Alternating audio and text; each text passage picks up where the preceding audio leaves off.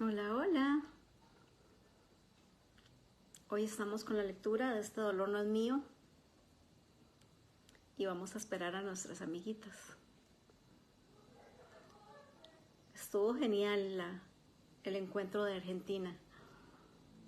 Fue hermoso. Hola, Jenny.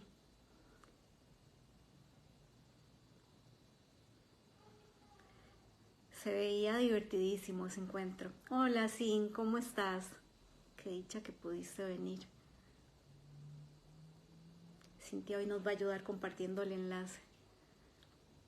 Sí, esas chicas se divirtieron mucho ayer.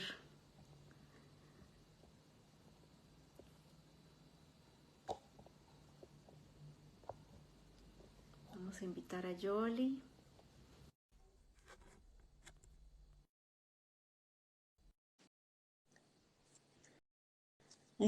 Hoy sí, hoy Jenny va a entrar un poquito tarde porque de esas cosas de la vida que a veces a uno le pasan. Hola Yoli, Hola, ¿cómo estás? Hola Rosalinda, hola María Gabriela. muy bien, aquí estamos. Hola Marulín, ya te invito. Marolín, Jenny, ya puedes entrar. Jenny, no sé si Jenny, sí, es que leí en el mensaje que Jenny aún no podía entrar. Bueno, sí, ya entró. por ahí la vi. Hola Jenny. Hola, hola Hola. hermanitas. Hola, hola. Dame para ver si ya. No me puede peinar, pero bueno. Qué raro, no me aparece Marulín. Marolín, Maru, sal y vuelve a entrar porque no me apareces. O envíame una solicitud para que entres, a ver si aparece. ¿Vieron esa fiesta que tenían ayer en Argentina? Qué lindo.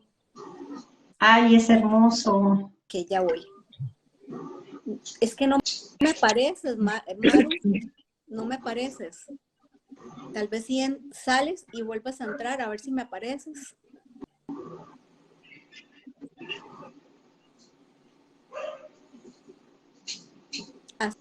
Sí, aquí está. Ya entraste.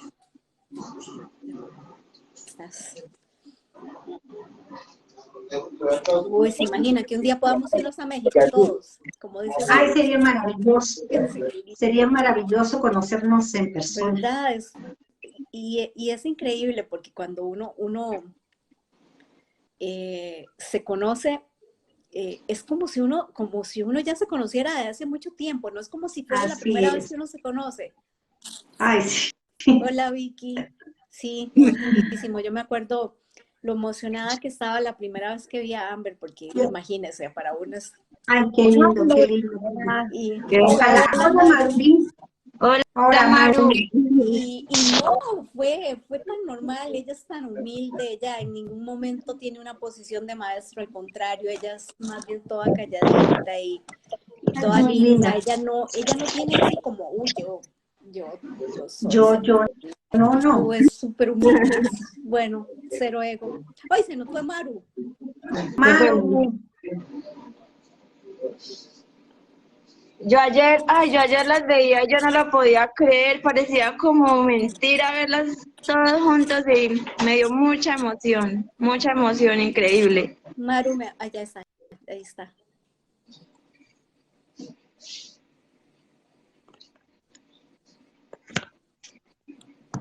A ver si Mi podemos. Yola, y ya quieren irse para México. ¿Se imagina? El Ese es el sueño próximo, de todos, irnos para México, encontrarnos allá, la gran revolución de ay, yo, semillas de la allá. ¿Vas que a bueno. llegar a México? ¿Vas a llegar a México? Pues no, los hermanos Gaby todos Ese, tienen como un destino México. Pues si se les da las cosas, el próximo destino para ellos quiere ser México. No, pues va a ser Entonces, maravilloso. Va a ser maravilloso reencontrarnos. Qué lindo. Pues ojalá se den las cosas. ay, ojalá. sí, ayer se veían tan Bueno, bonitos, tan contentos. Y es eso mismo que yo sentí el día que conocí a Amber. Es como si uno ya se conociera de tanto tiempo. No es como si uno Sí. acaba de conocer a alguien y, y uno está con esa, que uno entra así como frío, ¿no? Cuando uno está en ese momento, uno siente que es gente que ya conoce miles de años. Lindo. Sí, Les increíble. leo un manifiesto para empezar. Creo que hoy empieza Jenny, ¿verdad? Empieza Yola, ¿cierto? Ah, empieza Yoli. Ya yo no me acuerdo. Sí, Ok, les leo un manifiesto y luego empezamos. ¿Está bien? sí. Dice, construyendo mi vida. Me encanta mi vida. Di esto por la mañana y tu vida cambiará radicalmente. Antes de levantarte, antes de ponerte los zapatos, me encanta mi vida. Me encanta mi vida. La vida, Me encanta mi vida. me encanta mi vida. La vida es un regalo. Así pues, aprecia cada minuto y cada segundo. Hoy será un gran día para ser tú mismo.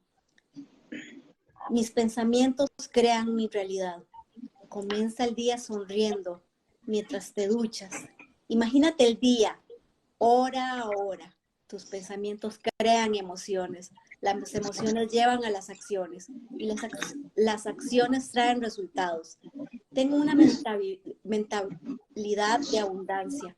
Piensa que eres muy afortunado y eso es lo que manifestarás y eso es lo que se manifestará en tu vida. Ok, entonces nos sentamos y decimos, me encanta mi vida. Me encanta mi vida. Y nos metemos al baño y decimos, y pensamos, mis pensamientos crean mi realidad. Estoy agradecido. Cuando aprecias lo que tienes aumenta de valor. Así que, estando aún en la ducha, piensa al menos en 20 cosas por las que estás agradecido. Eso te dará una profunda sensación de felicidad. Elijo ser feliz. La felicidad es una elección. Recuerda que una buena actitud siempre conduce a grandes experiencias. Decide ser feliz. Es bueno para tu salud. Hermoso. Sonrío. Nunca sabré a quién le estoy alegrando el día. Me lo merezco. Siéntete merecedor de todo lo que deseas. Confía en tus elecciones, porque eres digno de recibir amor y de amar, digno de generar paz, digno de tener mucha prosperidad. Mereces disfrutar la hermosa vida. Lo que otros piensan de mí no me importa.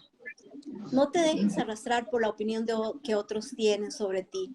Realmente sus palabras hacia ti solo reflejan quiénes son realmente. En vez de escuchar a los otros, lo que los otros dicen sobre ti, confía en tu sabiduría interior. Escucha tu corazón. Él te guiará. Soy amable. Cada acto de amabilidad que realizas libera serotonina en tu cerebro. La serotonina es una hormona que contribuye a las sensaciones de bienestar y felicidad.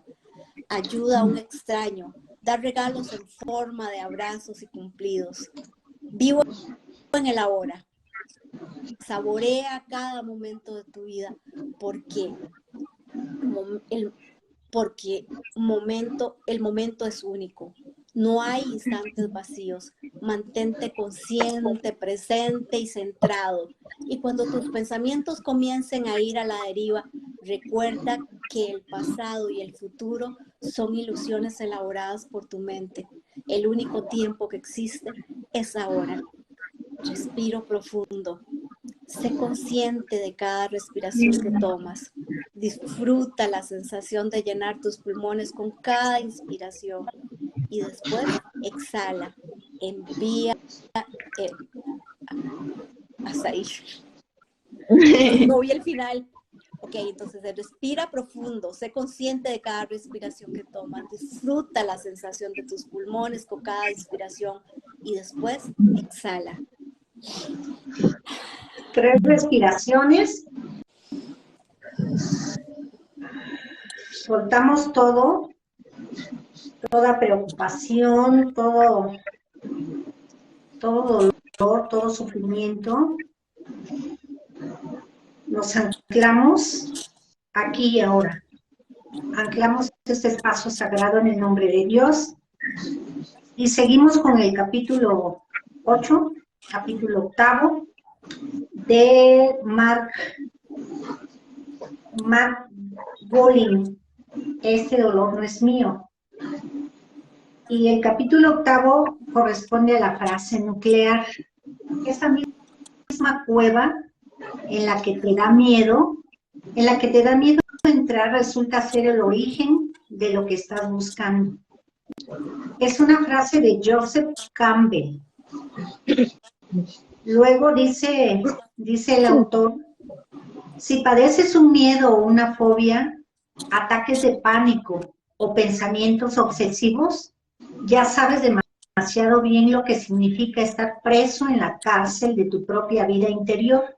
Las penalidades que sufres dentro de ti mismo, entre paréntesis, la preocupación constante, las emociones abrumadoras, las sensaciones corporales desmoralizadoras, se cierra paréntesis, pueden parecerte una condena a cadena perpetua, a pesar de que no hayas pasado por ningún juicio ni recibido una condena. El miedo y la ansiedad reducen tu mundo y agotan tu vitalidad, limitando tus días y la vida que tienes por delante. Vivir de esta manera puede ser agotador. Encontrar una salida es más sencillo de lo que crees. Solo tienes que cumplir condena con una sentencia distinta de la que crea el peor de tus miedos. Esta sentencia es una frase que te acompaña, probablemente, desde que eras un niño pequeño. Ya lo digas en voz alta o te la repitas en silencio. Esta frase ahonda tu desesperación, pero al mismo tiempo te puede servir de guía para franquear las puertas de tu prisión y salir a un mundo nuevo de comprensión y de resolución. Llamamos a esta frase tu frase nuclear. Si el mapa del lenguaje nuclear es una herramienta para encontrar un tesoro escondido, la frase nuclear es el diamante que encontrarás cuando llegues allí. Subtítulo: encontrar tu frase nuclear. Antes de que sigas adelante, responde por escrito a la pregunta siguiente. Sugerencia del autor: podrían escribir la pregunta. Esta pregunta es la siguiente: ¿cuál es el peor de tus miedos? La cosa peor que podría sucederte. Y la van respondiendo cuando ustedes así lo deseen. Continúa el autor. Probablemente se trate de un miedo o de un sentimiento que has tenido durante toda la vida. Hasta puedes tener la impresión de que naciste con él. Vamos a reformular la pregunta de un modo un poco distinto. Si tu vida se hundiera, si las cosas fueran terriblemente mal, ¿cuál es tu miedo peor? ¿Qué es lo peor que podría pasarte? Escribe tu respuesta. Ahora aquí el autor propone un ejercicio escrito. Ejercicio escrito número 6. Identificar tu frase nuclear. Mi peor miedo, lo peor que me podría pasar es... Lo que acabas de escribir es tu frase nuclear. Escríbela antes de seguir leyendo.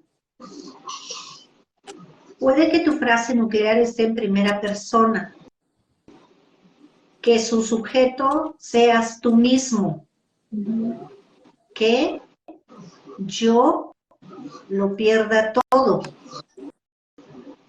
Aquí algo muy interesante. El autor propone que te vayas formulando preguntas de tal manera que encuentres tu frase nuclear. Y yo formularía la pregunta de la siguiente manera. ¿Qué es lo peor que me pudiera pasar? Si pierdo todo, ¿qué es lo peor que me pudiera suceder? ¿No? Puede que esté que esté en tercera persona y que el sujeto sean otras personas. Si no podrías formularte tu pregunta de una manera directa, la sugerencia es que se lo realizaras a otra persona. Es como dijéramos, si Yali perdiera todo, ¿qué es lo peor que le sucedería? Ahí estaríamos hablando no del personaje propiamente, sino de una persona distinta. Y quizás así sea más fácil de responderte.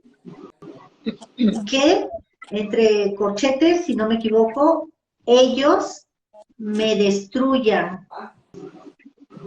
¿Es posible que tu frase nuclear empiece con mi o mis?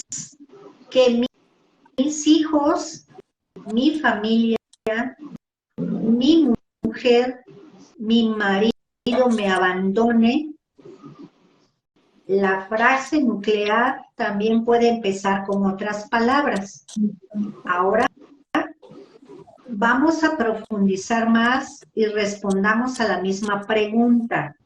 Esta vez no corrijas ni enmiendas lo que escribas. Sigue escribiendo hasta que hayas dicho todo lo que quieres. La respuesta a esta pregunta pone en marcha un proceso de autodescubrimiento en el que irás profundizando a lo largo de las páginas siguientes. Ejercicio escrito número 7. Ampliar tu frase nuclear. Dice el autor, lo peor que me podría pasar es como si te dijeran, si perdieras tu trabajo, ¿qué es lo peor que te pudiera pasar? Y si te quedas sin trabajo, ¿qué es lo peor? Creo que es así, ¿no, Yali? Sí. Lo peor que me podría pasar es... ¿Qué es lo peor que me puede pasar? Que me quede sin dinero, que no tenga que darle de comer a mis hijos. Son cosas que uno podría pensar. Exacto. Que ellos, alguien, que yo podría, que mis hijos, mi familia, mi pareja podrían. Si mi pareja desapareciera, ¿qué es lo que pasaría? Bueno, ¿no? algunos se pondrían muy felices. Es broma. Ahora, mira. Martín, yo sabía que casi se iban a poner contentos. Ahora, mira lo que has escrito. Si crees que ya lo has escrito todo, hazte una pregunta más. Y si pasara eso, ¿qué? ¿Qué sería lo peor de todo ello? Por ejemplo, si has escrito la frase que yo podría morirme, llévala un poco más allá. Y si pasara eso, ¿qué sería lo peor de todo ello? Por ejemplo, que mi familia se quedaría sin mí. Una respuesta podría ser, que yo me lo decía, me lo decía hace un tiempo que estuve a prueba, yo decía, y cuando eso tenía solo a mi hijo menor, tenía como 3 o 4 años, y yo decía, pero ¿quién va a cuidar a mi hijo? Y si me lo regañan, y si me le dicen, pero no, obviamente no tenía la conciencia que tengo ahora, pero yo decía, uy, y si el papá se va con otra mujer y me lo maltrata, ya todo está escrito. Si me muero yo no voy a hacer falta porque ya todo está escrito, todo va a continuar como tenía que ser ahora, ¿no? Con esta conciencia. Ahora yo solo cumplo un plan que vine a vivir aquí y me voy a ir cuando me toque irme. Y va a ser cuando Dios lo tenga dispuesto y lo acepto en todo momento, tal como Él lo quiere. Ya todo ese miedo desapareció absolutamente. Gracias a Dios. Amén. Te quitó el peso de encima. Pero llegas a ese entendimiento después de todo un proceso.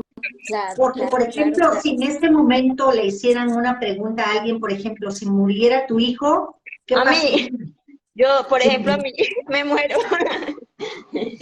Estoy en otro proceso todavía. Si muriera tu hijo, Jenny, dices que te mueres, y si te murieras, ¿qué pasaría? Ujú. Sería pues lo mejor. Yo lo he pensado con mi perrita. Yo la Ah, amo, pero ustedes no tienen idea de cuánto yo amo a mi perra. Mi perra es así. Para mí, todo lo que uno pueda expresar del amor, ella es eso. Y ella está muy viejita y ya tienen algunas enfermedades. Entonces yo lo he pensado en este estado de conciencia, ¿qué pasaría? Y, y lo he pensado que voy a darle todo el amor que yo tengo en este momento, porque después cuando ella se vaya, me va a doler unos días, que es lo lógico, sí. el duelo, pero lo acepto porque ella Eso. vino a cumplir un plan y fue a enseñarme lo que era el amor sin palabras, incondicional, lindo. Ella me recordó muchas cosas que yo había olvidado que era el amor. Y por eso para Miyali, mí por ella ejemplo, Miyali, Miyola, por ejemplo, a mí también me da miedo de mi perrita, pero a mí no me da tanto miedo de que se muere, si se muere, que es lo peor que puede pasar, no. A mí lo que me da miedo es cómo se va a morir, porque yo me da mucho miedo como que sea una muerte muy, pues porque yo, o sea, este personaje es muy dramático, entonces ella, por ejemplo, ayer vomitó y ella cada que vomita se desmaya, uno piensa que ya se murió, que qué le pasó, entonces uno es reanimándola, entonces eso me da mucho miedo, entonces yo sé que si se muere, yo voy a estar triste y sé que voy a superar esa tristeza porque ya sé cómo se maneja la tristeza, ya sé cómo se maneja la depresión y ya la sé enfrentar, sé que ya tengo que sabes llorar, el plan que vinimos a cumplir, que ya todos nos sé, yo vamos, sé porque cómo este se cuerpo maneja se va. eso. Ujú. Yo ya sé que yo manejo la depresión o la tristeza o el extrañar a mi perrita. Yo sé que si tengo que llorar, a mí no me da miedo de ese dolor. A mí lo que me da, por ejemplo, con mi esposo, a mí me da miedo si el momento de, digamos, si me separo, ¿cómo va a ser eso de maluco? Eso me da miedo. O si mi hijo se muere, ¿cómo va a ser ese choque de maluco, de fuerte? Sé que el dolor viene después y sé que lo voy a enfrentar y lo voy a vivir, pero lo que me da miedo es la situación en sí. Eso es lo que a mí me da miedo. Pero es que Bueno, seguimos. Ujú. Dice el autor, ahora mira lo que has escrito. Si crees que ya lo has escrito todo, haz una pregunta más. Y si pasara eso, ¿qué? ¿Qué sería lo peor de todo ello? Por ejemplo, si has escrito la frase que yo podría morirme, llévala un poco más allá. Y si pasara eso, ¿qué sería lo peor de todo ello? Que mi familia se quedaría sin mí. Desciendo a un nivel más bajo. ¿Qué sería lo peor de esto? Que se olvidarían de mí.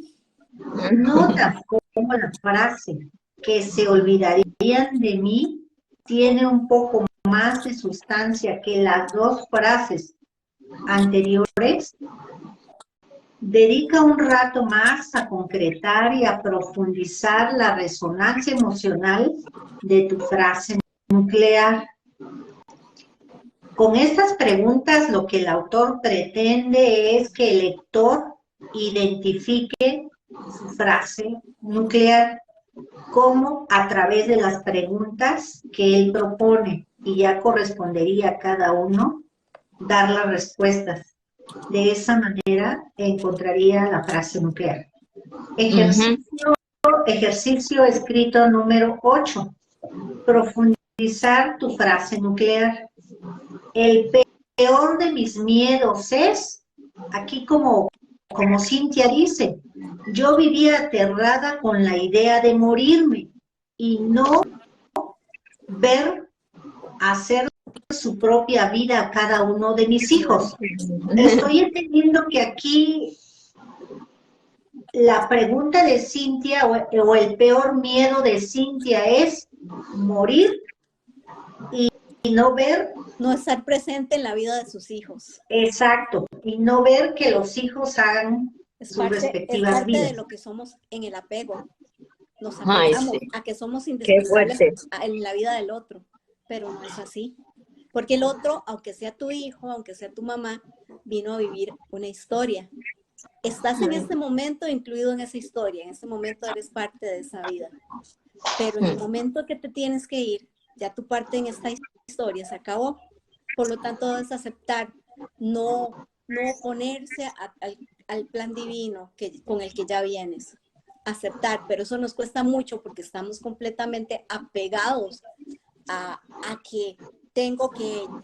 La historia de todos es que todos se quedan viviendo con sus hijos o con mi hijo se queda. Y no es que no duele, mentiras. Sería una gran payasa si yo dijera que no va a doler el día que nos falte alguien o que les va a doler el día que uno falte. Claro que duele, es lo normal, es la naturaleza. Pero lo que debemos aceptar cuando estamos en ese estado de conciencia es que es parte de lo que nos toca vivir. Y entonces verlo sin apego, nos toca. Qué bueno. Qué bueno aprender a verlo así. Porque es que tantas experiencias que pues noticias que uno se da cuenta de mamás que mueren en el momento del parto y estos bebés tienen que crecer y uno, uy, qué fuerte y definitivamente uno no es el dueño de nada aquí. No, le Es tocaba mejor trabajar el desapego. A ese niño le tocaba esa historia, le tocaba vivirlo con el papá y al papá le tocaba aprender a seguir el rol de una mamá que cuida y protege y todo eso. Y aunque a veces es muy difícil, es porque ese ser tenía algo que aprender, que no todo el tiempo lo aprendemos, pues ya, a veces no todos llegamos a un estado de conciencia tal, pero no nos toca a nosotros ¿cómo se llama? Juzgar si es bueno o malo lo que al otro le toca vivir. Sí. Vamos a mirar una vez más las palabras que has escrito. Lo más probable es que tu frase nuclear contenga 3 o 4 palabras, o puede que hasta 5 o 6. Como ya hemos dicho, suele ser de una frase en primera o en tercera persona, que empieza o puede empezar con yo o ellos, pero también puede empezar con otras palabras. En muchos casos se trata de una frase en presente o en futuro, como si fuera algo que sucede ahora mismo o que está a punto de suceder. Sientes tus palabras dentro de ti como si tuvieran vida. Cuando las pronuncias en voz alta, resuenan en tu cuerpo.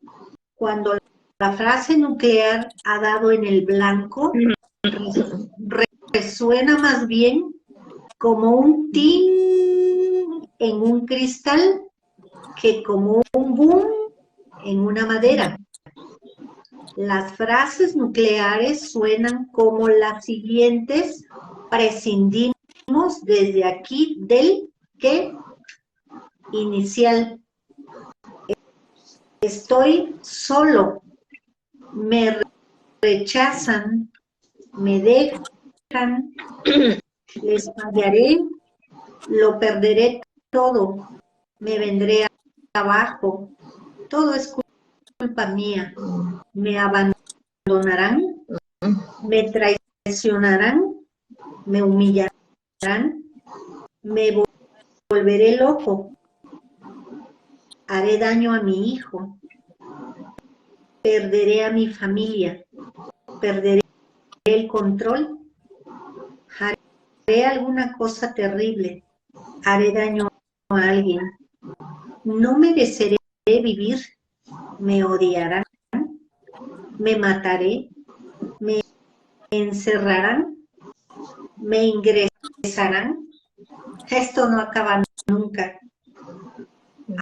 Afinar tu frase nuclear, te falta un paso más. Si has escrito una frase como estoy solo, deberás ajustar el dial en ambas direcciones para asegurarte de que tu frase nuclear está sintonizada de tal manera que resuene al máximo. Por ejemplo, si tu frase es estoy solo, ¿no sería más exacto? ¿Me dejan? O si es me dejan, ¿no será más bien me rechazan o me abandonan? Del mismo modo que el óptico te comprueba la vista y va afinando cada vez la graduación de las gafas, tú irás probando para asegurarte de que las palabras concuerdan exactamente con el sentimiento que llevas dentro. Sigue haciendo pruebas. Tu frase nuclear es más bien, ellos me abandonan o yo me quedo abandonado.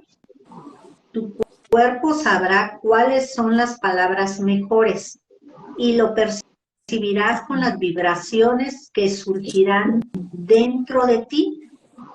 Las palabras de tu frase nuclear producen una reacción física que en muchos casos es una sensación de ansiedad o de hundimiento que se produce cuando se pronuncian las palabras justas.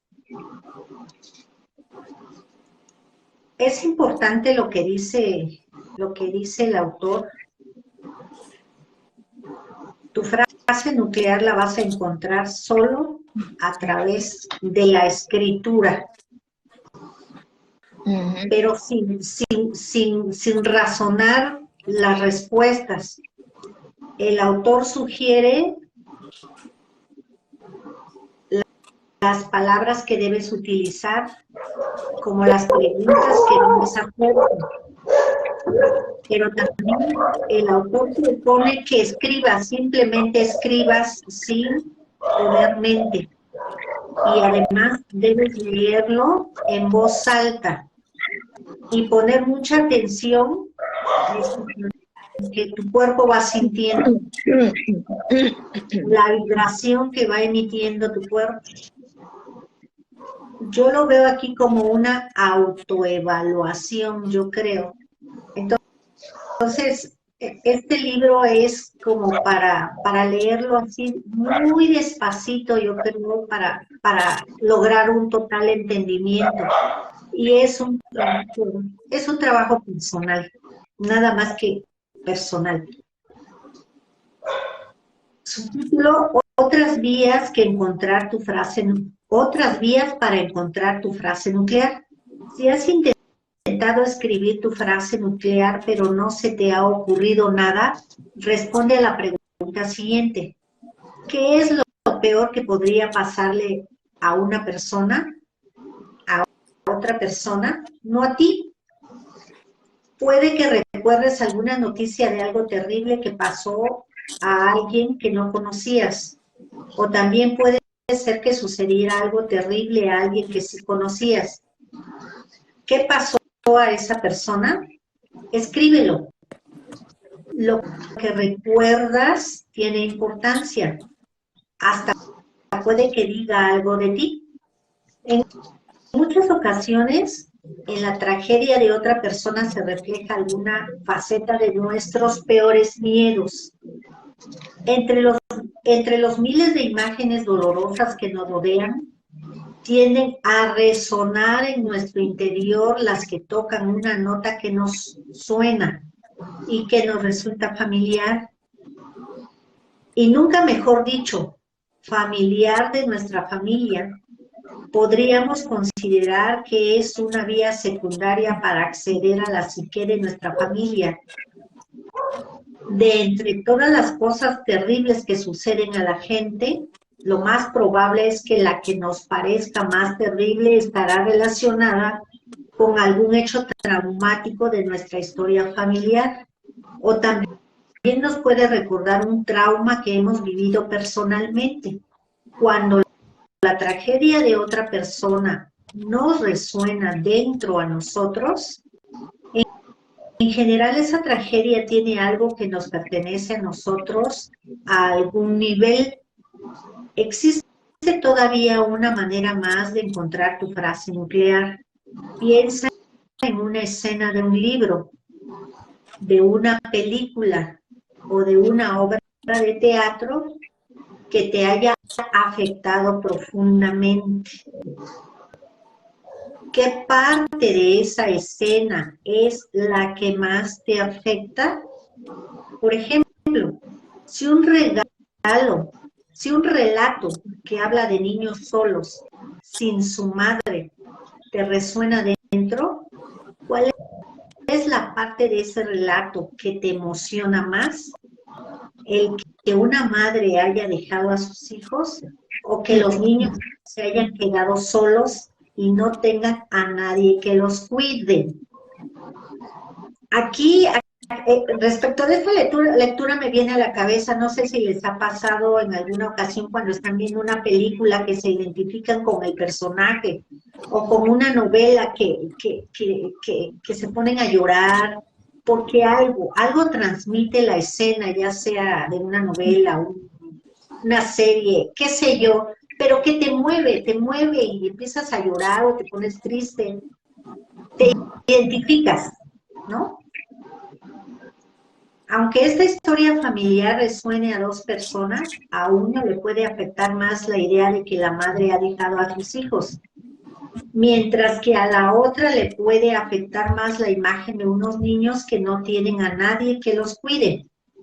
Si estudiamos el sistema familiar de la primera persona, el de la persona que no soporta la idea de que una madre abandona a sus hijos, podemos descubrir que un miembro de la familia de una persona, quizás su madre o su abuela, o incluso la persona misma, dejó a sus hijos o entregó a un hijo en adopción. En el sistema familiar de la primera persona puede resonar un sentimiento de culpa no reconocido, mientras que el sistema familiar de la segunda persona está impregnada del dolor profundo de un niño que ha sido abandonado. Las imágenes de libros, películas y obras de teatro que portan una carga emocional para nosotros pueden ser como tormentas que agitan y hacen caer los frutos delicados que están ocultos en los recovecos de nuestro árbol genealógico. Cuando nuestra historia familiar sale en los periódicos, Pam temía desde siempre que ella recordara que invadieran su casa unos desconocidos violentos y le hicieran daño. Hasta hacía poco tiempo, aquel miedo la había rondado en un segundo plano, como el rum rum de una máquina lejana. Pero un día leyó en un periódico la noticia de que en la ciudad en que vivía ella, una banda de jóvenes había matado a golpes a un chico de origen somalí. Aquel miedo que había estado vibrando a baja potencia subió de intensidad y desencadenó un torrente de pánico en el cuerpo de Pam. A esta le parecía que estaba a punto de reventar y decía que tenía la sensación de estar flotando fuera de su cuerpo.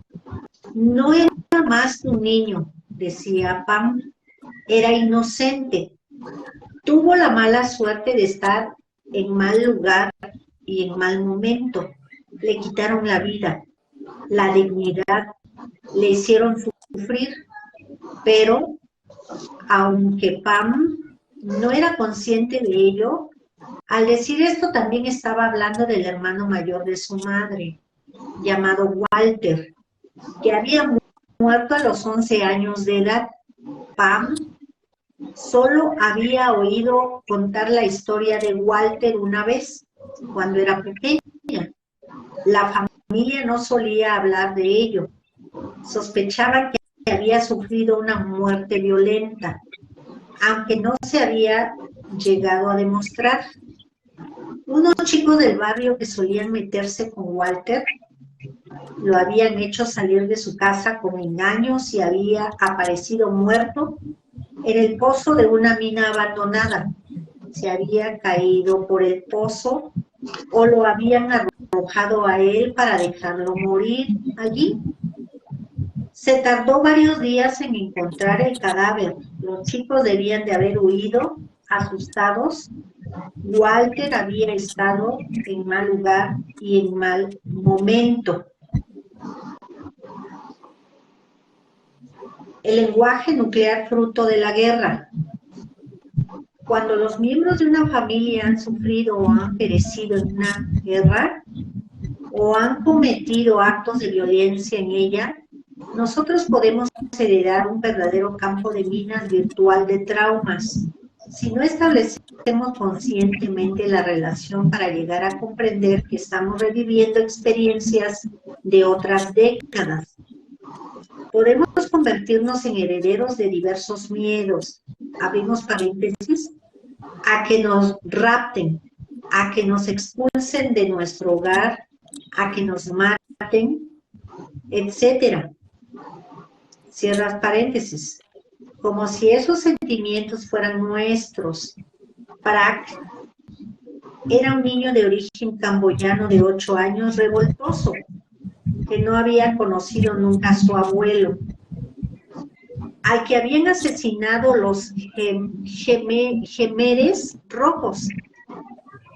Estos habían acusado al abuelo de ser espía al servicio de la CIA y lo habían matado con una guadaña, que es una herramienta agrícola larga y afilada. Prak solía hacerse heridas en la cabeza y sus padres, llamados Rit y Sita, que eran supervivientes de primera generación de los campos de la muerte de Camboya, buscaron ayuda para él. Rit y Sita eran unas personas muy corteses y de habla mesurada, y parecía que estaban encorvadas bajo la carga que unía a los dos. Me explicaron, en su inglés chapurreado, que habían salido de Camboya siendo adolescentes, casi una década después del final de las matanzas, y se habían trasladado a Los Ángeles, donde habían tenido a su hijo, su único hijo. Prak tenía ahora 8 años y había sufrido muchas contusiones en la cabeza. Rit, el padre, me explicó que Prak se arrojaba de cabeza, intencionalmente al parecer, contra paredes o postes de metal. Además, Prak jugaba a diario con una percha con la que golpeaba el suelo o el sofá, gritando, ¡matar! ¡Matar! Las conductas del niño evocaban un eco siniestro del asesinato de su abuelo paterno.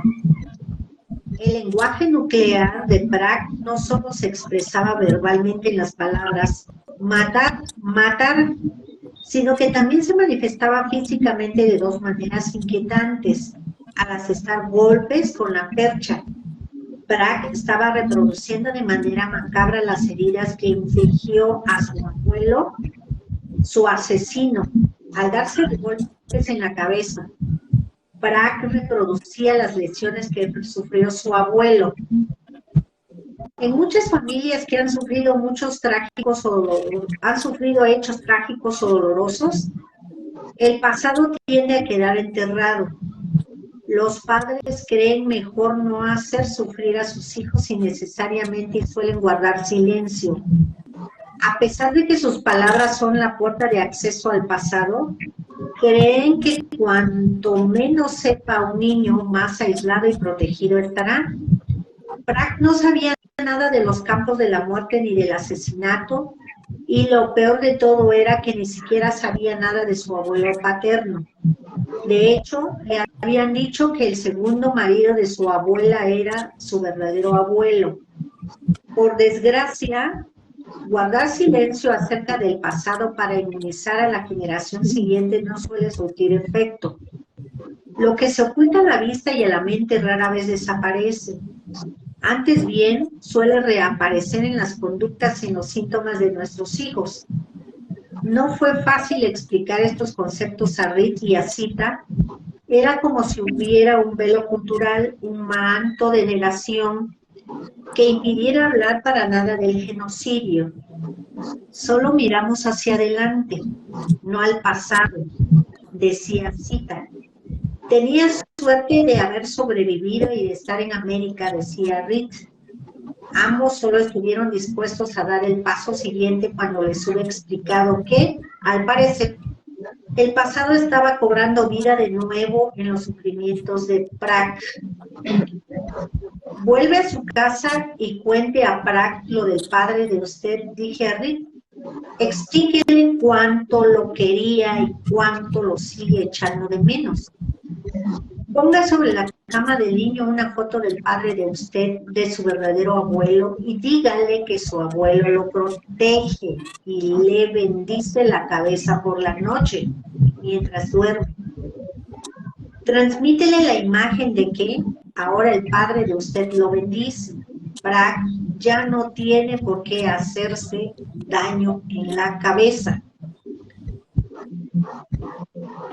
¿Puedes seguir, Jenny? Ajá, sí, claro que sí. El último, Millona, ¿me dices hasta cuándo? Porque El último paso fue el más difícil. A mí me parecía que Prak no solo se había identificado con su abuelo, sino también con el asesino que le había asestado el golpe mortal. Expliqué a Sita y a Reed que los que han hecho daño a los miembros de nuestra familia ingresan en nuestro sistema familiar y que podemos identificarnos con ellos cuando han sido censurados en nuestra conciencia. Les expliqué que los hijos de los verdugos y los de las víctimas que sufren de manera similar y que debemos albergar sentimientos de buena voluntad hacia todos los afectados. Dando un paso más, cuando somos capaces de rezar por igual por los que hicieron daño a los miembros de nuestra familia y por aquellos a los que han hecho daño, por los que han hecho daño, nuestros familiares mismos. Estamos apoyando a nuestros hijos y a los hijos de ellos. Sita y Reed lo entendieron. Eran budistas practicantes y dijeron que llevarían a Prak a la pagoda, el templo de esta religión, tal como se practica en Camboya, y quemarían incienso por el padre de Reed, así como por su asesino, para que pudieran quedar libres los descendientes de ambos familiares. 3 semanas después de la visita de Prak a la pagoda y protegido ya de noche por la foto de su abuelo, el niño entregó a Sita la percha y le dijo: mamá, ya no tengo que jugar con esto. Dolor familiar, silencio familiar. El niño perdonó, la familia entera. Bueno, Gretchen, de la que ya hemos hablado en este libro, llevaba consigo los sentimientos de ansiedad de su abuela, única superviviente de una familia que había perecido en Auschwitz.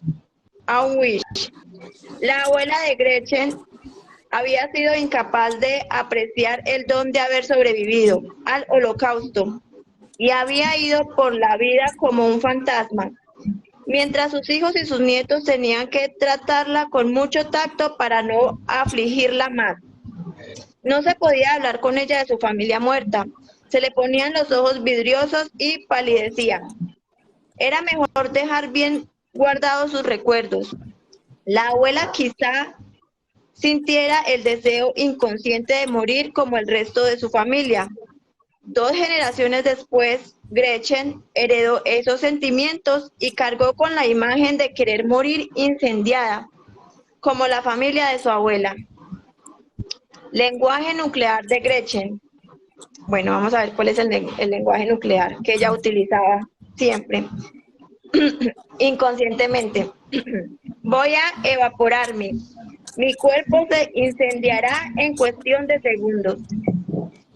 Cuando Gretchen hubo reconocido que estaba enredada con el trauma de su abuela, contó por fin con un contexto que le permitía entender los sentimientos que portaba consigo.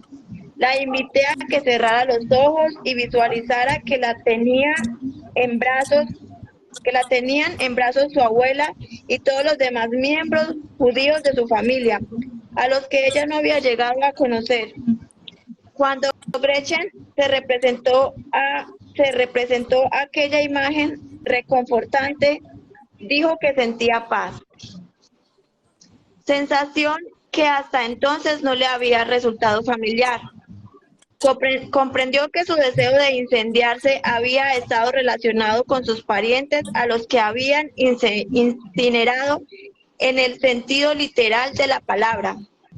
En aquel momento se le desvaneció el impulso de matarse y dejó de sentir la necesidad de morir. Aunque Gretchen se identificaba con su abuela, es posible que se identificara también con los asesinos que habían matado a su familia, de su abuela. Si Gretchen se hubiera quitado la vida, habría reproducido inconscientemente la agresión de los asesinos. Increíble. No es raro que se reproduzcan estas identificaciones con los criminales, y es preciso tenerlas en cuenta cuando se observan conductas violentas en miembros de las generaciones posteriores de la familia.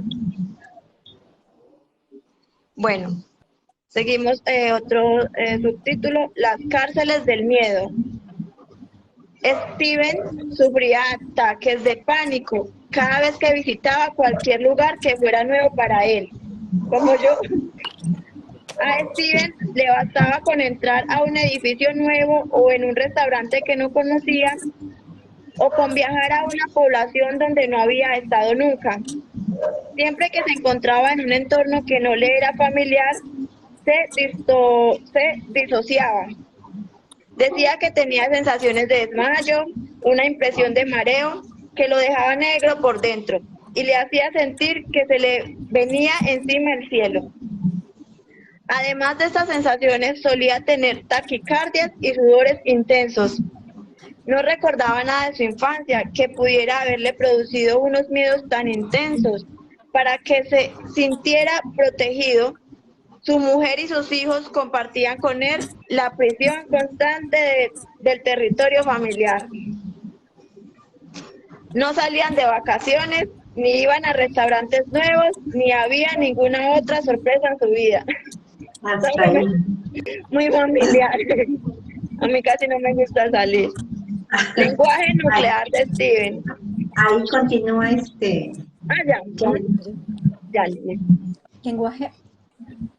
Lenguaje nuclear de Steve. Voy a desaparecer. Quedaré aniquilado. Un repaso de la historia familiar de Steve puso de manifiesto el origen de su falta de seguridad. 75 miembros de su familia habían perecido en el Holocausto. Literalmente, los habían arrancado del entorno familiar de sus hogares, en el pueblo donde habían vivido toda su vida, y los habían trasladado a un sitio nuevo, el campo de concentración donde los habían asesinado sistemáticamente. Cuando Steve descubrió aquella relación suya con los miembros de su familia, comprendió el contexto de los ataques de pánico que le habían estado limitando su vida. El miedo se le alivió al cabo de una sola sesión. Steve asumió una nueva imagen de sus parientes, a los que vio en paz y bendiciéndolo para que fuera libre. Y así abrió la puerta de alambre de espino de su vida anterior y pudo salir a una nueva vida, con ánimo aventurero y de explorar cosas nuevas. A semejanza de Steve, Linda también sufría ataques de pánico que le impedían sentirse segura. Se encerraba en una cárcel de miedos. El mundo no es un lugar seguro, decía. Tienes que ocultar lo que eres. Si la gente descubre demasiado acerca de ti, te pueden hacer daño. Había tenido desde siempre que ella recordara pesadillas en las que la secuestraban unos desconocidos. Recordaba que la niña nunca quería quedarse a dormir en las casas de sus amigos. Ahora que Linda ya tenía más de 40 años, seguía sin ir a ninguna parte casi nunca, como le sucedía a Steve. Linda vivía en la cárcel de un miedo que ella no era capaz de relacionar con ningún hecho de su infancia. Cuando le pregunté por su historia familiar, ella me contó un relato que había oído de niña acerca de la hermana de su abuela, que murió en el Holocausto. Linda se documentó sobre lo sucedido y descubrió que su tía, abuela, había vivido escondida en la casa de un vecino hasta que alguien de otra familia se enteró de que era judía. Entonces, a la hermana de la abuela la habían secuestrado unos desconocidos, los soldados nazis. La habían matado de un tiro en una cuneta. Cuneta es una zanja que abrían en la tierra. Lenguaje, ahí sigo, sí, ¿verdad? Lenguaje nuclear de Linda. El mundo no es un lugar seguro. Tienes que ocultar lo que eres. La gente te puede hacer daño. Cuando Linda pudo comparar su lenguaje nuclear con la tragedia de su tía abuela, dispuso de un contexto en el que entender sus sentimientos de ansiedad. Se imaginó que tenía una conversación con su tía abuela en la que ésta se ofrecía a protegerla y ayudarla a que se sintiera segura. Con esa nueva imagen, Linda sintió que podía volver a dejar los sentimientos de ansiedad en la persona de su tía, de donde habían surgido, aunque muchos de nosotros no tenemos familiares que murieran ni que participaran en el Holocausto, ni tampoco en el genocidio armenio, ni en los campos de la muerte de Camboya, ni en la hambruna de Ucrania provocada por Stalin, ni en las masacres de China, Ruanda, Nigeria, El Salvador, la antigua Yugoslavia, Siria, Irak. La lista es interminable. Los vestigios que dejaron la guerra, la violencia, los asesinatos y las violaciones, las opresiones, la esclavitud, el exilio, los éxodos forzosos y otros traumas que si sufrieron nuestros antepasados pueden infundirnos los muchos miedos y ansiedades que padecemos creyendo que surgieron en nosotros mismos. Nuestras frases nucleares pueden ser el vínculo que nos permite distinguir lo que pertenece al pasado de lo que es de ahora. Desenterrar el origen de tu frase nuclear. La frase nuclear suele evocar sensaciones y sentimientos de miedo. Nos basta con pronunciarlas para observar una reacción física fuerte en nuestros cuerpos. Muchas personas afirman que se sienten sacudidas por dentro por oleadas de sensaciones cuando se dicen en voz alta la frase. Esto se debe a que la frase nuclear surge a partir de una tragedia no resuelta. La cuestión es la siguiente. Si esa tragedia no es nuestra, ¿de quién es? Aunque seamos nosotros quienes pronunciamos la frase nuclear y quienes portamos sus temores, ese miedo original puede arrancar de un hecho trágico que tuvo lugar incluso antes de que naciésemos. Lo que nos preguntamos es, ¿a quién pertenece ese miedo original? Repite tu frase nuclear. Siéntete como vibra en tu interior. Escucha dentro de ti. Imagínate por un momento que esas palabras pertenecen a otra persona. Hasta puede ser interesante que escribas tu frase nuclear para tenerla adelante visualmente. Oye la frase de una persona que vivió un trauma grande o que cargó con sentimientos profundos de duelo y de culpabilidad, o que murió de forma violenta o lamentable, o que hizo una vida vacía o de desesperación callada. Esta frase puede ser la frase de tu madre o de tu padre. Puede pertenecer a tu abuela, a tu abuelo, e incluso a tu hermano o a tu hermana mayor, o a un tío o a una tía tuyos.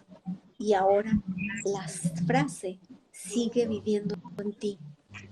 Las frases nucleares son unas frases nómadas, semejantes a los vendedores ambulantes que van llamando de puerta en puerta hasta que alguien les invita a pasar. pero las puertas donde ofrecen su mercancía, las frases nucleares son las psiques de los miembros sucesivos de un sistema familiar y las invitamos a pasar sin ser conscientes de ellos. Parece que compartimos una obligación inconsciente de resolver las tragedias del pasado de nuestros familiares. Es posible que estés compartiendo el duelo no resuelto de tu abuela por la muerte de tu madre, de su marido o de su hijo, o que lo compartas intentando inconscientemente curar el dolor de la familia. La sensación de tu abuela de que lo he perdido todo puede seguir viviendo dentro de ti en forma de miedo por tu parte a perderlo todo tú también. Estas frases afectan el modo en que te conoces a ti mismo, afectan a las decisiones que tomas, afectan a cómo reacciona tu mente y tu cuerpo al mundo que te rodea. Imagínate el efecto que puede ejercer en el fondo de tu conciencia una frase como me van a abandonar, me van a abandonar. En el momento en el que el hombre de tus sueños te pide que te cases con él, o considera el efecto que puede tener la frase nuclear, haré daño a mi hijo, sobre el complicado estado biológico y emocional de una joven futura madre. Escucha de nuevo las palabras de tu frase nuclear. Pronúncialas en voz alta. ¿Estás seguro de que esas frases son tuyas? ¿Qué miembro de tu familia habría tenido motivos para sentir eso mismo? Piensa en tus padres o en tus abuelos. ¿Vivieron algún hecho que fuera tan doloroso que no volvieron a hablar de ello nunca o casi nunca? ¿Perdieron a un hijo recién nacido? ¿O tuvieron un alboroto involuntario en un embarazo avanzado? ¿Sufrió alguno de ellos el abandono de parte de un gran amor? ¿O perdieron a un padre, madre o hermano cuando eran jóvenes? ¿Se sintieron culpables de haberle hecho daño a alguien o de alguna otra cosa en general? Si no se te ocurre nada, puedes remontarte incluso una generación más hasta llegar a sus bisabuelos o a un tío o una tía tuyos. Zack tuvo que remontarse 2 generaciones para encontrar la paz. Estaba vivo por pura suerte. Después de varios intentos de suicidio, decidió por fin abrir la puerta al pasado de su familia. Zack tenía una frase nuclear que lo acompañaba desde siempre y que él recordaba. Tenía desde su infancia la sensación de que debía morir. Decía que había venido a este mundo para morir. Frase nuclear de Zack. ¿Yo llego hasta ahí o todavía sigo? Sigo, ¿verdad? Sí. Ok. Tengo que morir. Por eso, cuando Zack tuvo la edad suficiente, se alistó para ir a combatir y a morir en Irak. Era lo más fácil. Como soldado de infantería, lo batirían en el frente de batalla y moriría, cumpliendo así el propósito de su vida. Se entrenó con afán, sería un héroe, afrontaría grandes peligros, moriría por la patria con honor. Pero a Zack le salió mal el plan. Su unidad no fue movilizada. Se quedaron en los Estados Unidos. Zack no se lo creía. Sin dudarlo, desertó de la base militar y puso en práctica un segundo plan. Circuló por la autopista a gran velocidad. Convencido de que la policía de tráfico le daría el alto. Lo tenía todo bien pensado. Saltaría de su coche e intentaría arrebatar la pistola al policía. Todavía habría terminado en unos instantes. El policía tendría que abatirlo a tiros y Zack moriría. Siguió adelante por la autopista tal como lo tenía pensado, pero el destino volvió a intervenir. No pasó nada. No apareció ningún policía, no hubo disparos, no murió nadie. Zack no se rindió y se dirigió a la capital del país, Washington.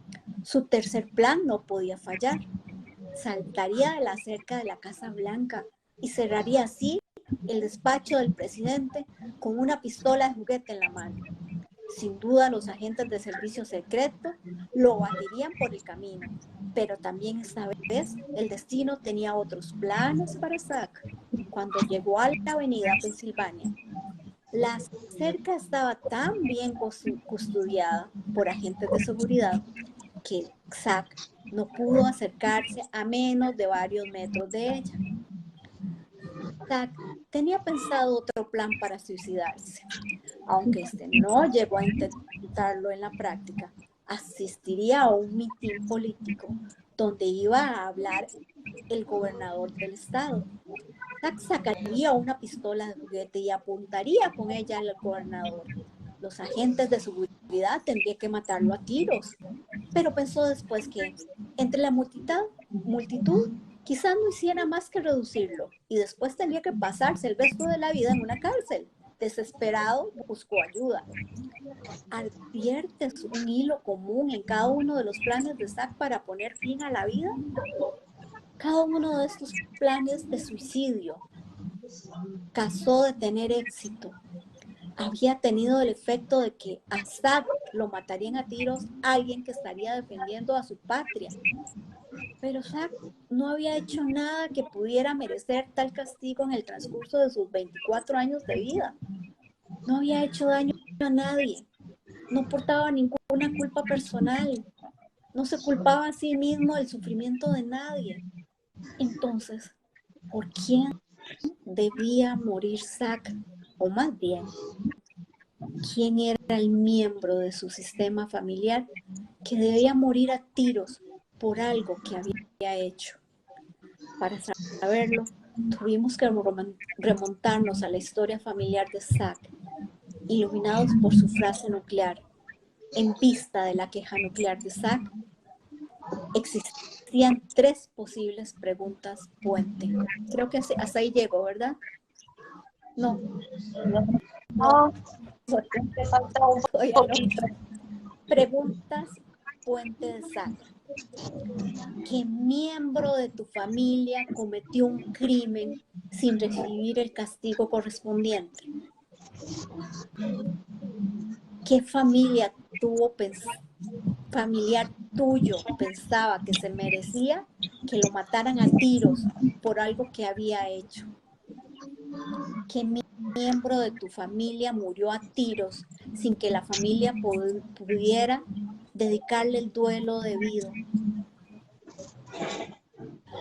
Cualquiera de las 2 primeras preguntas habría dado en la diana. En el caso de Zack, la primera le trajo recuerdos de una conversación que había oído casualmente cuando era niño. El abuelo de Zack, el padre de su madre, había sido un alto funcionario del gobierno de Mussolini y sus órdenes habían llevado a la muerte a muchas personas. Cuando la guerra tocaba su fin en Italia, había conseguido cambiar de identidad con documentos falsos y huir a los Estados Unidos. A los miembros de su equipo que se habían quedado atrás los habían detenido y fusilado. El abuelo de Zack había burlado su destino. Había tenido suerte, o eso creía él, sin que él lo supiera. El varón primogénito de su familia, su nieto, heredaría su destino. Como vimos en el capítulo 3, Bert Hellinger nos enseña que cada uno de nosotros somos los únicos responsables de nuestro destino y que solo nosotros debemos portar las consecuencias de este destino. Si evitamos este destino, si lo rechazamos o lo intentamos burlarlo, puede suceder que otro miembro de nuestro sistema familiar intente pagarlo, hasta con su propia vida en muchos casos. Zack había estado intentando pagar los crímenes de su abuelo. Era una pesada herencia que Zack había asumido sin ser consciente de ello. Creía que aquel impulso de haberse matado a tiros salía de él. Creía que había nacido con aquella tara y que las cosas eran así, sin más. No se había planteado nunca que lo que pudiera estar afectando tanto su historia familiar. No había establecido nunca la relación. A ver, Ahora sí, no se había planteado nunca. Ahí sigue Marulín ya.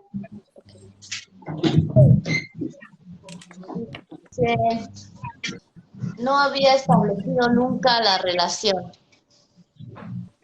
¿Quieres decir que soy yo el que tengo que morir? ¿Que no soy yo el que tengo que morir? Me dijo Zack, atónito. ¿Quieres decir que no tengo que morir?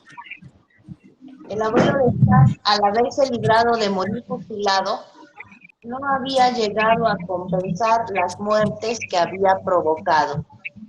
2 generaciones más tarde, Zack intentaría saldar las cuentas, expiando aquella deuda con su propia vida. No era justo, pero era así.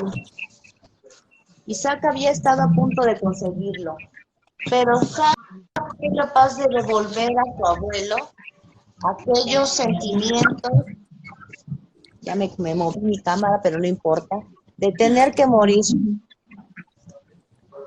El mero hecho de contar con un lugar donde dejarlos fue importantísimo para él. Fue capaz por primera vez en su vida de distinguir unos sentimientos que no eran suyos de los que sí lo eran. Podía dejar en la periferia lo que había tenido internalizado hasta entonces.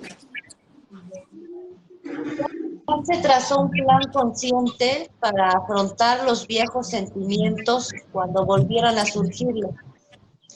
Se representaría mentalmente a su abuelo y lo saludaría con respeto, con una inclinación de cabeza. Oiría a su abuelo decirle que aquella necesidad de morir le pertenecía a él y que sería él quien se haría cargo de ella. Entonces, podía limitarse a respirar hondo y a estar en paz. Zack se imaginó que su abuelo hacía reparaciones en la otra vida a las personas a las que había hecho daño. Todo el paisaje interior de Zack empezó a adquirir un carácter pacífico de reconciliación. Es posible que a ti, como a Zack, no se te haya ocurrido nunca relacionar tu problema actual con un hecho traumático de tu historia familiar. Ahora, tu problema, la frase nuclear te brinda el modo de hacerlo. Repite una vez más la frase nuclear y hazte las dos preguntas siguientes. ¿Estás seguro de que ese miedo sale de dentro de ti? ¿Hay o hubo algún miembro de tu sistema familiar que tuviera motivo para sentir aquello mismo? El camino que te conduce a la sanación es sencillo, aunque no tienes ninguna información sobre el pasado de tu familia. Ya has hecho lo más difícil. Has aislado tu miedo más hondo. Aunque seas tú quien carga con los sentimientos de ese miedo, es probable que el miedo en sí surgiera de un hecho traumático que tuvo lugar antes de que nacieras. De un hecho que está detrás de los sufrimientos de tu padre o de tu madre. Aunque no sepas de qué se trata, notas que está ahí. Lo sientes. Abril era una afroamericana que se dedicaba a hacer colchas artesanales. Cuando tenía poco más de 40 años, vio una foto tomada en 1911 en la que aparecían una mujer negra y su hijo. ahorcados y colgados de un puente. Los contemplaban desde el puente varios hombres, mujeres y niños blancos. Cuando Abril vio aquella foto, le cambió la vida. La idea y las imágenes de los linchamientos la abrumaron. No dejaba de llorar. Me contaba. Aquellos podíamos ser mi hijo y yo. La ansiedad de Abril fue en aumento desde el día en que vio la foto. Era como si en cada árbol que veía hubiera un cadáver ahorcado. Le pregunté si tenía noticia de que hubieran linchado a algún miembro de su familia. Era difícil determinarlo. A finales del siglo XIX habían dejado abandonado en una cuneta a su abuelo, hijo de un hombre negro y una mujer blanca, junto con su hermana. La familia de Abril había recogido al abuelo, pero no a su hermana. No se sabía lo que había sido de la hermana de su abuelo. Como es sabido, históricamente se solía castigar a los negros que tenían relaciones sexuales con mujeres blancas. Sin embargo, los blancos que poseían esclavos solían tener hijos con sus esclavas negras. En un estudio que se publicó en mayo de 2016, se encontraron huellas genéticas de esta realidad histórica en el ADN de los afroamericanos actuales.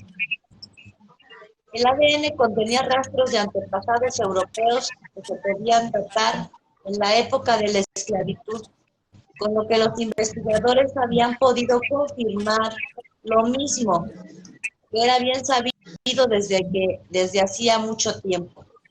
Aunque Abril no había podido determinar con exactitud que el padre o la abuela, la hermana de su abuelo o que cualquier otro miembro de su familia hubieran sido linchados, ella sospechaba que así había sido. Como mínimo, cargaba con los restos de un trauma colectivo que compartía con otros afroamericanos que sentían aquel mismo miedo.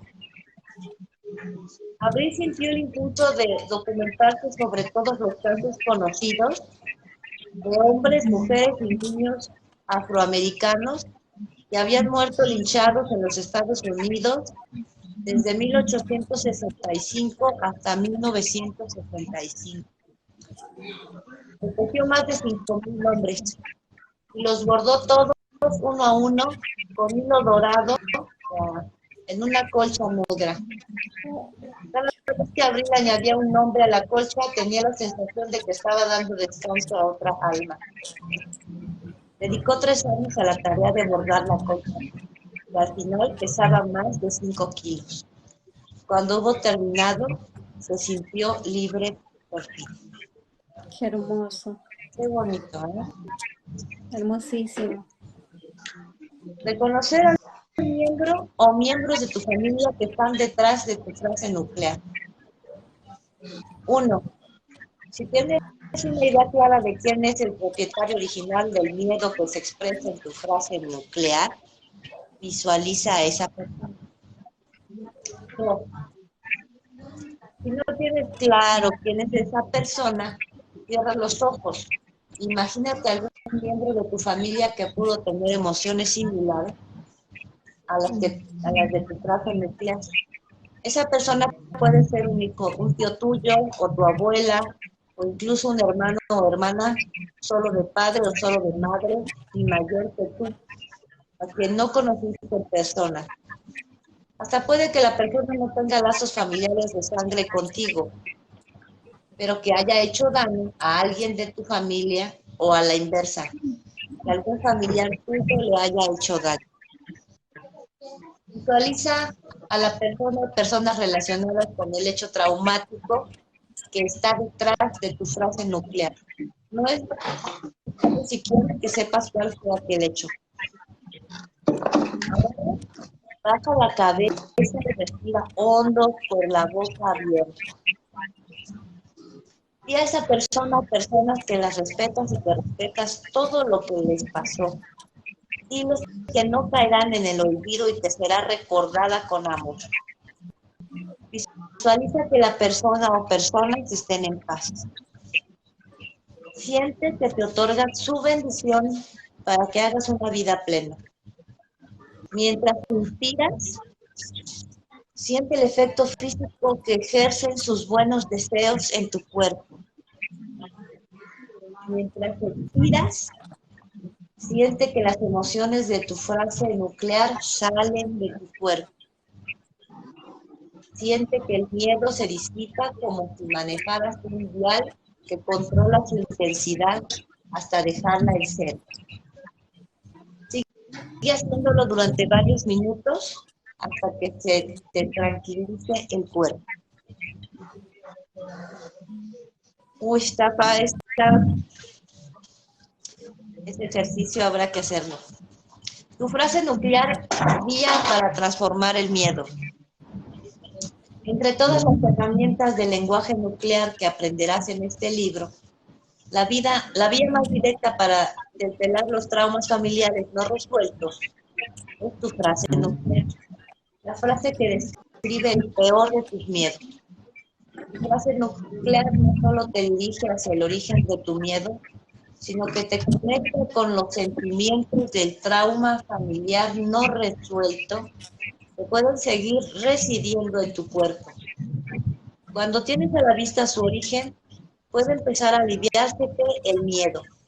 Los 10 atributos claves de la frase nuclear son los siguientes. La frase nuclear sus 10 atributos básicos. 1. Suele estar asociada a un hecho traumático de tu historia familiar o de tu infancia. 2. Suele ser una frase en primera o tercera persona. Yo o ellos. 3. Aunque tiene muy pocas palabras, es dramática. 4. Contiene el lenguaje de fuerte carga emocional del mayor de tus miedos. 5. Te produce una reacción física cuando se expresa en voz alta. 6. Puede servir para recuperar el lenguaje perdido de un trauma y para localizar el origen de ese lenguaje dentro de tu historia familiar. 7. Puede servir para recuperar recuerdos de traumas que no se pudieron integrar. 8. Puede proporcionarte un contexto para que entiendas las emociones, las sensaciones y los síntomas que has estado viviendo. 9. Apunta a la causa, no a los síntomas. 10. Tiene el poder de liberarte del pasado cuando la pronuncias. En el capítulo siguiente aprenderás a construir tu árbol genealógico para encontrar el trauma nuclear que está relacionado con tu frase nuclear. Pero antes de pasar a ello, vamos a trazar una vez más el mapa de tu lenguaje nuclear. Ejercicio escrito número 9. Trazar el mapa de tu lenguaje nuclear. Esta es tu queja nuclear. A modo de ejemplo, esta es la queja nuclear de Mari, cuyo hermano mayor nació muerto y no le pusieron nombre, ni volvieron a hablar de él. No estoy integrada. Tengo la sensación de que estoy fuera del lugar. Me siento invisible. No me ve nadie. Me parece que estoy observando la vida, pero no estoy dentro de ella. Escribe tus descriptores nucleares sobre tu padre y tu madre. Los descriptores nucleares de Mari eran estos. Mamá era amable, frágil, cariñosa, unida, preocupada y distraída. La culpa de no haberse ocupado de mí. La culpo. Yo tenía la sensación de que realmente era yo quien debía cuidar de ella. Papá era divertido, solitario, distante. Estaba puesto en casa y trabajaba mucho. Lo culpo de haber estado tanto tiempo ausente. Escribe tu frase nuclear, el peor de tus miedos. El miedo peor de Mari era el siguiente. Me sentiré siempre sola y excluida. Y aquí hay un dibujito que dice el lenguaje nuclear de Mari. ¿Quién fue excluido de la familia? el hermano de Mari, que nació muerto. Ya has recopilado todo el lenguaje nuclear que te hace falta para pasar al cuarto y último paso, que es cómo desvelar el trauma nuclear de tu familia. Ahí terminamos el capítulo. Heridas. Uf. ¿Cómo ven? Qué ¿Cómo ves, fuerte, qué Marulín? fuerte. Qué montón de ¿Cuál es trabajo. tu lenguaje nuclear? Un montón de trabajo Sí, para descubrir de dónde vienen nuestras frases. yo ahorita con Marulín. esta lectura creo que ubiqué algo cuando estábamos viendo lo de cuál es el peor de mis miedos, ¿no? Yo escribí que lo peor que me podría pasar es quedarme sin sustento, sin poderme sostener, ¿no? Pues, y entonces, ¿qué pasa? Pues que no me sería suficiente, o sea, no me siento suficiente. Y el siguiente que pasó es, estoy indefensa. Estoy indefensa. Y tomando en cuenta esto, les quiero platicar que mi bisabuelo paterno lo mataron por rencillas de terrenos de tierra ahí en Jalisco. Una familia se metió y lo mataron a machetazos. Y ahí estaban sus 3 hijos pequeños viendo lo que estaba sucediendo. De tal manera que mi bisabuela, bueno, eso sucedió y tiempo después mi bisabuela les encontró a los niños armas y les preguntó, o sea, cuchillos, cosas filosas, que para qué querían eso. Y los niños expresaron que pues porque iban a matar a los que mataron a su papá, ¿no? Entonces mi abuela salió de ahí, de los Altos de Jalisco, y se fue a vivir a otro estado de la República, y digamos que, bueno, se olvidó de todo aquello, ¿no? Pero ella fue una persona católica, pero recalcitrante, y eso se los pasó también a sus hijos. Mi abuelo también era un católico recalcitrante, de tapar los espejos cuando era Semana Santa, de rezar todas las noches el rosario con sus hijos, y si no, además era golpeador, los golpeaba, para que si los niños no se sentaban bien o empezaban a cabecear, los golpeaba. Fue tremendo en ese sentido el abuelo mío. Entonces, bueno, yo aquí veo lo de la indefensión, ¿no? O sea que al final es lo que yo descubrí, ¿no? Estoy indefensa. Pues mi abuelo estuvo indefenso, ¿no? Al bisabuelo que mataron. Y mis tíos y mi abuela estuvo indefensa porque pues tuvieron que salir de allí y vivir muchas dificultades, ¿no? Y luego voy todavía más allá con mi padre. A mi padre lo metieron él cantaba muy lindo, y entonces lo metieron al coro de la Virgen de Guadalupe, ahí en la villa. Pero era un internado. Entonces a mi padre lo internaron yo creo que tendría 6 años, porque además era muy ingobernable y muy rebelde, y el abuelo, como les digo, muy recalcitrante. Entonces pensó que la mejor forma de modificar al muchacho en su comportamiento era meterlo ahí, ¿no? Y bueno, estuvo ahí 2 años o 3, se quejó de que casi no lo iban a visitar, por ahí escuchaba que le decía a su mamá, la que me iba a visitar era mi abuela, tú ni me ibas a visitar, madre, le decía, pero no lo decía con resentimiento, ¿eh? Mi papá era una persona que yo creo que elevó su conciencia antes de morir, ¿no? Bueno, pero voy a lo de la indefensión.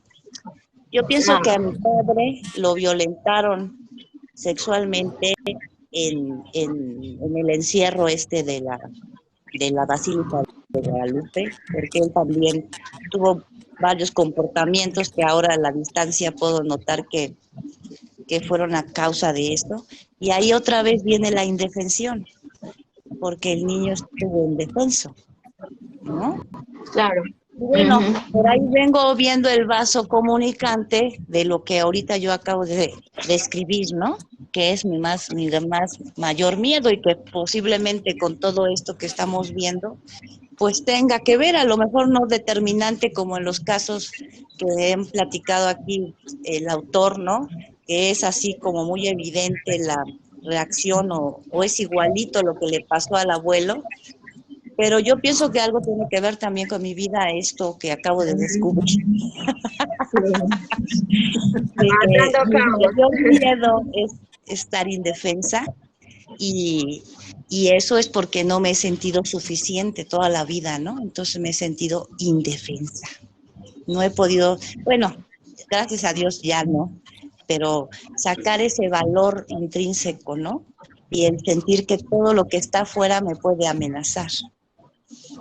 Bueno, es lo que les quería contar, que ahorita pasó a mi mente mientras íbamos en la lectura y que, bueno, en mi caso, pues sí, tiene resonancia, ¿no? También les puedo contar que mi mamá tuvo 4 abortos, bueno, 4 partos prematuros después de mí. Yo soy la mayor de 5 y mis hermanitos vivieron 24 horas solamente, 4 veces seguidas, ¿no? Lo mismo. Y ahí pues también se puede ver la indefensión, ¿no? Pues los niños nacieron indefensos y no fueron suficientes para mantenerse en la vida, ¿no?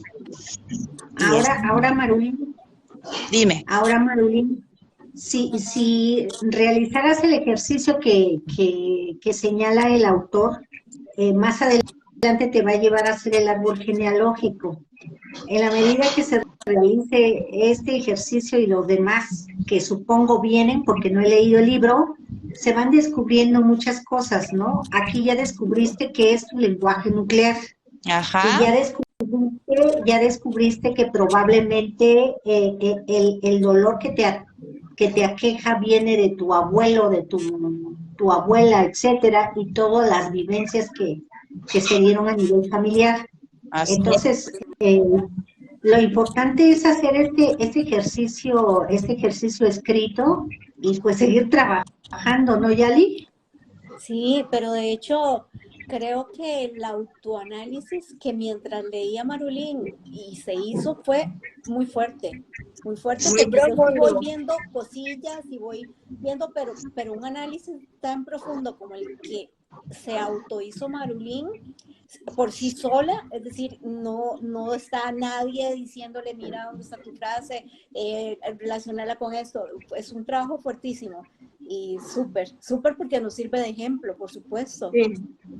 Es una genia. Gracias, Marulín. Es una genia. Gracias a ustedes, hermosas. Sí, está fuerte, pero la claridad pues da paz, ¿no, queridas? Empieza uno a Por ver eso claro. es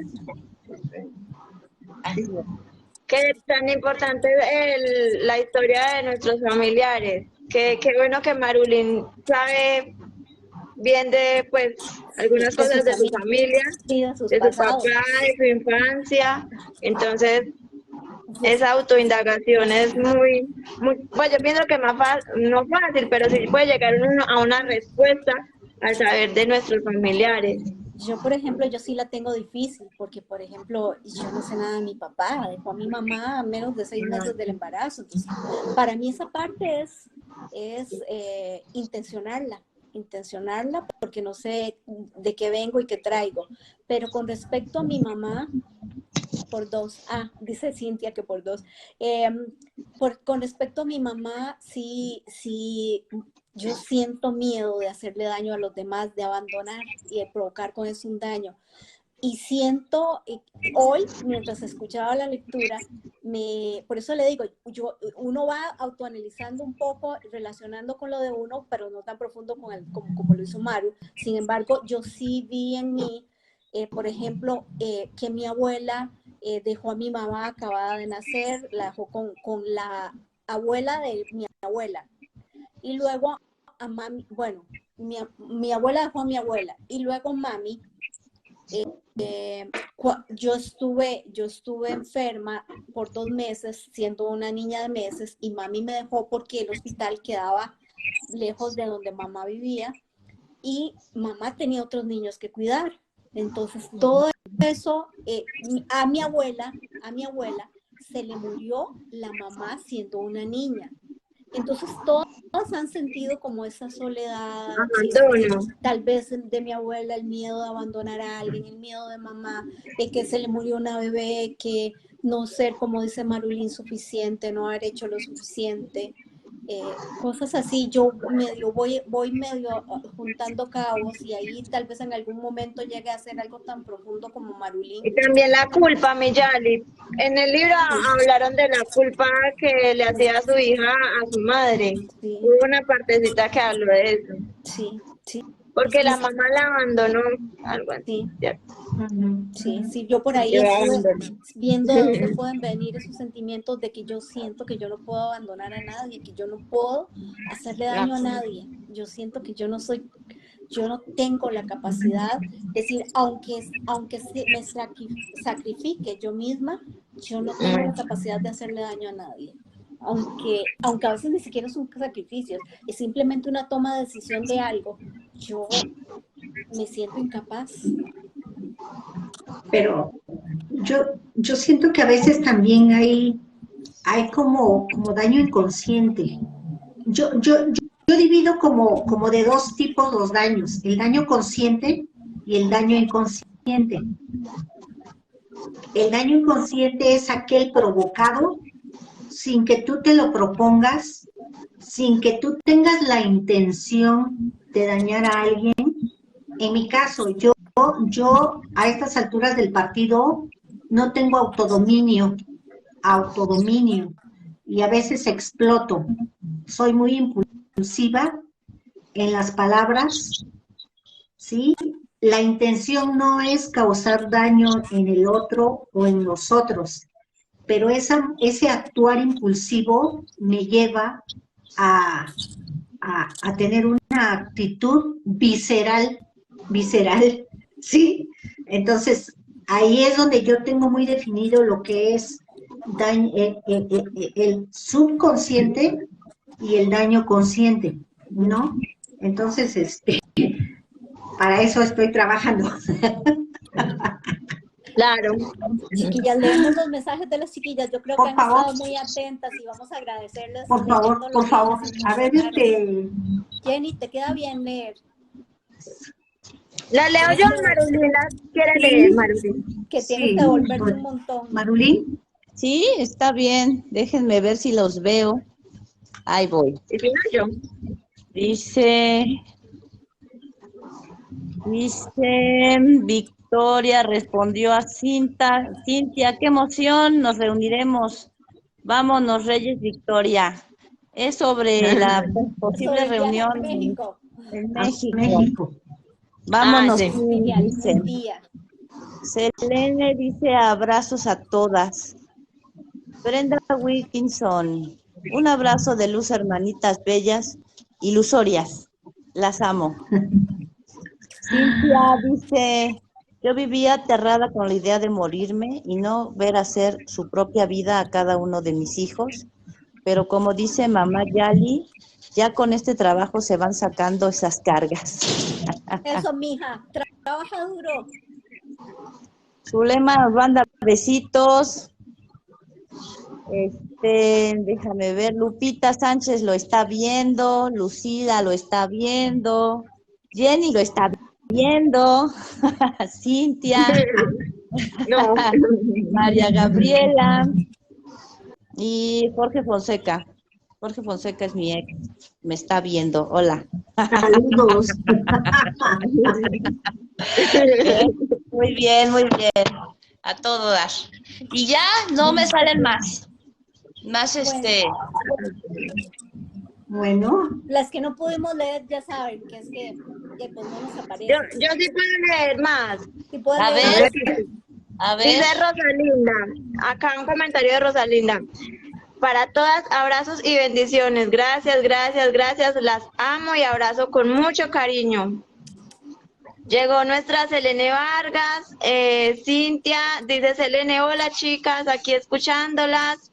Dice Victoria, qué emoción, si todos nos reunimos, vamos, bueno, vamos, sin Dice Selene, abrazo a todas. Llegó nuestra hermanita Brenda, dice, un abrazo de luz, hermanitas bellas, ilusorias, las amo.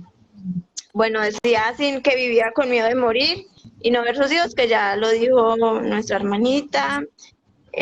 Zulema, bueno, ¿quién más? Por acá vi unos comentarios. Dice Gaia Verde, que es Mayra. Mayra, sí, dice, bellas hermanitas, las amo, gracias por estar. Dice, wow, me resuena mucho, hay dolores que he sentido que siento que no es mío. Sin embargo, me preguntaba por qué me duele tanto el sentimiento de abandono. Lo tengo desde pequeña, pero siento que es un dolor acumulado de un tejido familiar. Hay que ver de dónde viene. Hay que ver si es de la madre, la abuela, la bisabuela, etcétera. Hay que indagar y preguntar. Que lo intencione y que lo entregue, como dice el libro. Sí, lo intencionas, traes a sí, porque si no sabemos nunca de quién es ese dolor, ¿cierto? Sí. Una persona de pronto que ha sido abandonada desde pequeña y nunca sabe nada y nunca en su vida se da cuenta, hay una forma seguramente de entregar. Claro, imagínate una luz, un ser de luz, y le entregas lo que estás viviendo y se lo devuelves y le agradeces, pero que ya no vas a cargar más con ello. Sí, porque uno a veces siente que algo que está viviendo, que no es una experiencia propia, como que algo que no es de uno, a veces lo siente uno, ¿cierto? Y ahí es donde uno debe estar consciente como para entregar en el momento, no estar de cabezas ahí dándonos contra la vida todo el tiempo. Dice Susana, buen día hermosas, llegó María Marta también, hola bonita, Lucila Flores también nos manda un corazón, hola a todas, llegó también Samu, dice Cintia que se acabó justo en lo más bueno. A ver, dice Lupita, gracias hermanitas preciosas. Bueno, creo que eso ya lo leyó Marulín. Dice Cintia, sí, a mí también me va a tocar hacerme las preguntas mínimo unas 20 veces para poder sacar las frases nucleares. Eso. Eso, chicas. A todas, mi Cintia. Besitos. De hecho, yo creo que el libro está en la página de Semillas de Realidad, por si quieren buscarlo, van buscando según el capítulo que les vaya causando duda y repasan las preguntas y las escriben y las vuelven a repasar para que puedan hacer un mejor trabajo. Sí. Está muy bueno este libro. Bueno, hermosísimas de mi vida y de mi corazón. Ya creo que ya terminamos. Gracias, hermanita. Nos despedimos. Gracias a todos los que nos acompañaron. Gracias, hermanita. Gracias a ustedes. Gracias por escucharnos también. Todas. Gracias. Chao. Gracias. Una feliz noche. Que Dios los bendiga a todos. Los amigos en Argentina, no sé si todavía están de parranda. Yo creo que sí. Yo creo que no llegaron de celebración. No, Gaby no llegó. Chao. Chao, hermanita. Gracias.